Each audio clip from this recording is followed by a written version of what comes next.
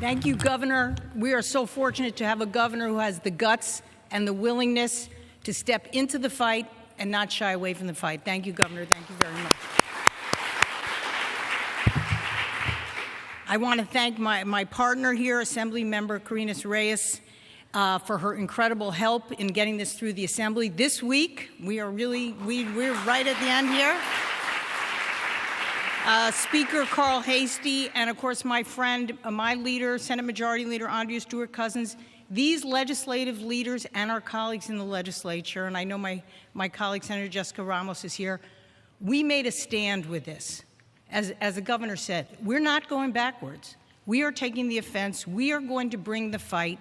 We are going to do what is right for American women using these extraordinary women practitioners in New York who are courageous enough to engage in telemedicine and prescribe abortion medication to women outside of New York. So thank you to my legislative colleagues.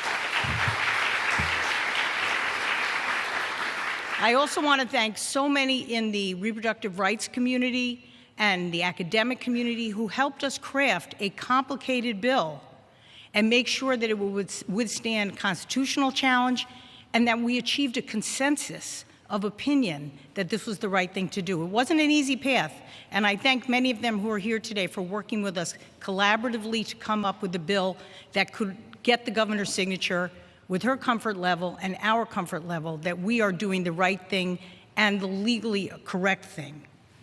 In overturning Roe, the Supreme Court eviscerated a nearly 50-year precedent. But in doing so, the court made clear that the authority to regulate abortion would be returned to the states. New York will not shirk its responsibilities to provide the strongest reproductive rights as possible.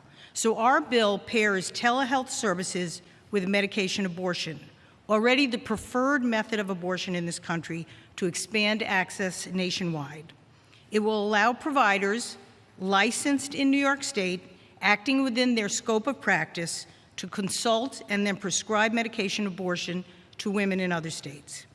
It will also provide every protection possible for those doctors and providers and facilitators helping patients through this process. We will protect them from the potential acts of outside states and from regulatory oversight from other states. We will protect them for their courage and because it's the right thing to do.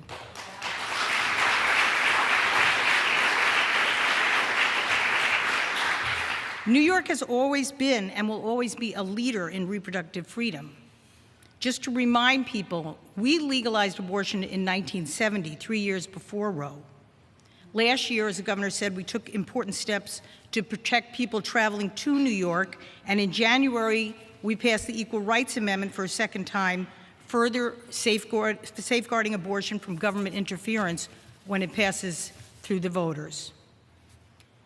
It feels great to do something positive in the wake of Dobbs. Today, we are rejecting the decision and the thinking behind that decision. We stand here as allies with women in states where conservative state legislatures rolled back a fundamental right despite overwhelming public opinion evidence that majorities everywhere support the right to abortion. In New York State, we are not going backwards, we are going forwards. By this action today, the signing of this important bill, we are fighting back, taking back our rights and our destinies, and standing by our sisters in the other states who have lost that power. Thank you, Governor. Thank you to my colleagues in the legislature. Thank you all who made this possible. And I am so honored and optimistic to be here today. With that, my colleague, Assemblymember Karines Reyes.